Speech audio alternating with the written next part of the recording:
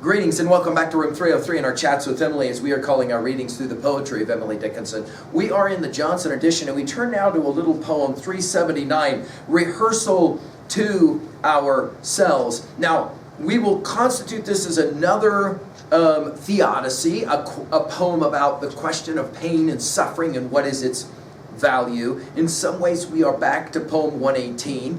Our assumptions are that you've been following our stuff at learnstrong.net down that left-hand side, Chats with Emily, our playlist. And if you have, and you've worked through our set of introductory comments, you know that we talk about our big five in room 303. What does this text say about epistemology, what you can know? We're going to hear something about that here. Ontology, who you are. Definitely going to hear something about that here.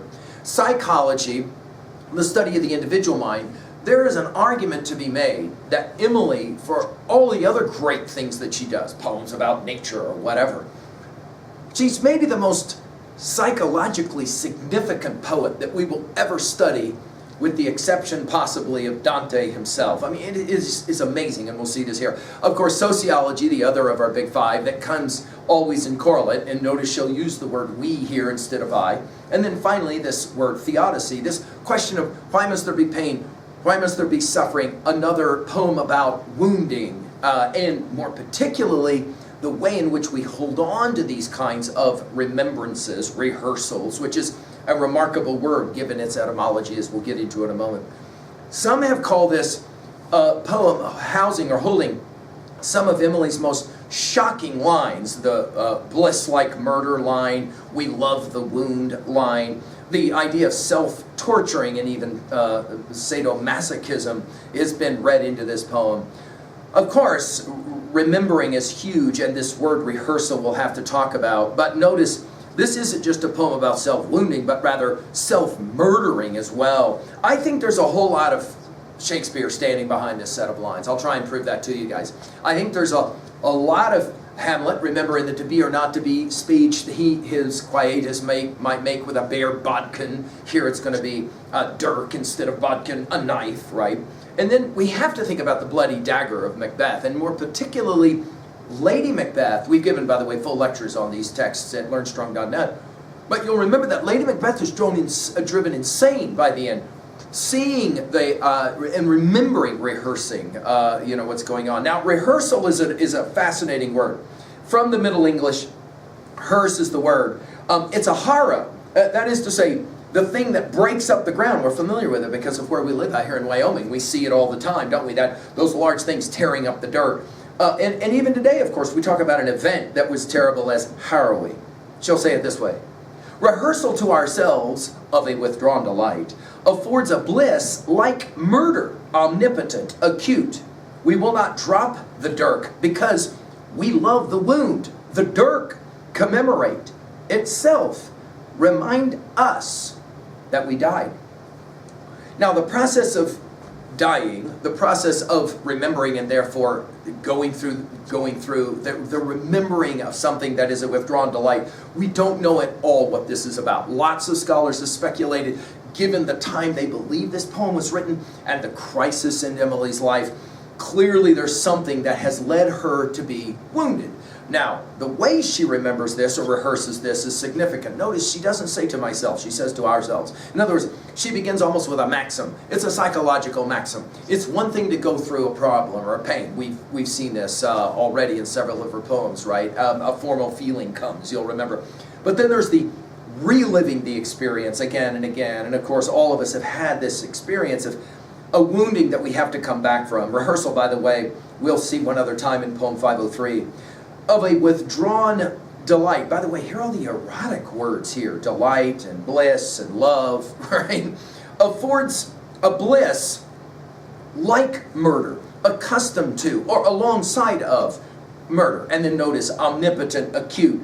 These words start to have a sense of theological deity as well associated with them.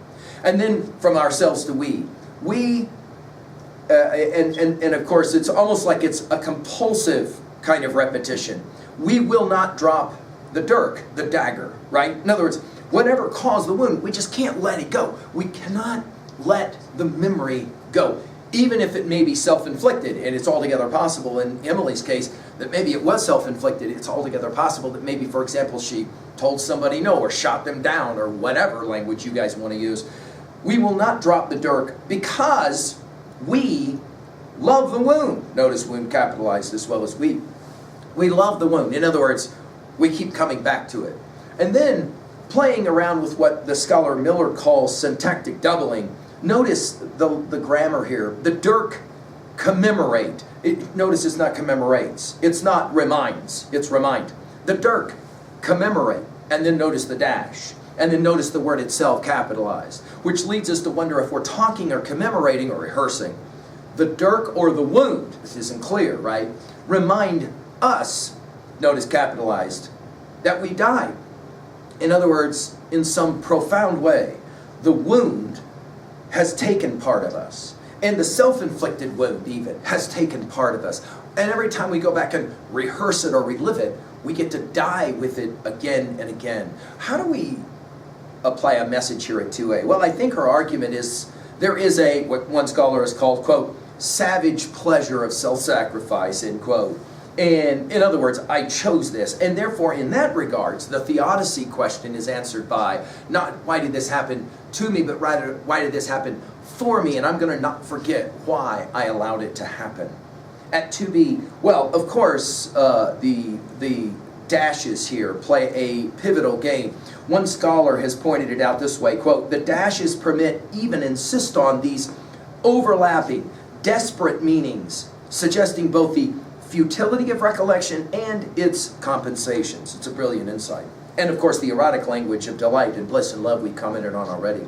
At 3A, I mentioned Hamlet, but we have to think about Lady Macbeth and the ways in which Lady Macbeth is so clearly going to do what she's going to do until after she's done it. What does she say? A little water cleanses us of the deed, she'll say in 2:2. And then by the end of the poem, the end of the play in 5:1, who would have thought the old man to have so much blood? As I say, we already commented on this at length at learnstrong.net, but I very much recommend that you take this poem to your study next time you study Macbeth and take a look at the way it works. Finally, at 3B, what is a wound that you still somehow hold on to, and in that process, you die again and again while you live? Thank you.